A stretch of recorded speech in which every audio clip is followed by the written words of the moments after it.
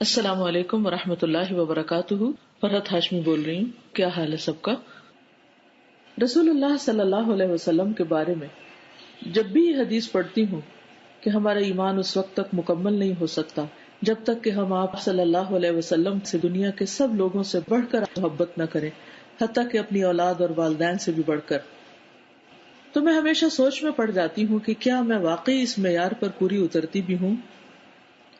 اس ہفتے سیرت رسول صلی اللہ علیہ وسلم پڑھاتے ہوئے طالبات کو رسول اللہ صلی اللہ علیہ وسلم کا نسب نامہ یاد کرنے کے لیے کہا تو خود بھی یاد کرنا شروع کیا کہ عرب تو اونٹوں کے نسب نامے تک یاد رکھتے تھے، تو کیا میں اپنے حبیب محمد صلی اللہ علیہ وسلم کا نسب نامہ بھی یاد نہیں کر سکتی؟ بار بار دہرانا شروع کیا۔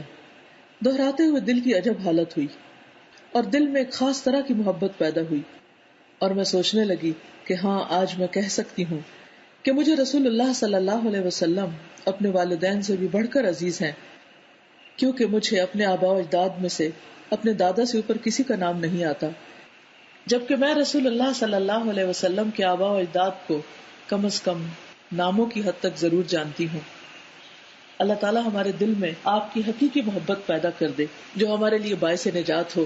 تو آئیے آپ بھی آزما کر دیکھیے آپ کا لینیج نسب نامہ محمد بن عبداللہ بن عبد المطلب بن ہاشم بن عبد مناف بن قصی بن کلاب بن مرہ بن کعب بن لؤی بن غالب بن فہر بن مالک بن نضر بن کنانہ بن خزیمہ بن مدرکہ بن الیاس بن مضر بن نزار بن معد بن عدنان۔ آپ سب کے لیے اچھی اچھی دعائیں۔ السلام علیکم ورحمۃ اللہ وبرکاتہ۔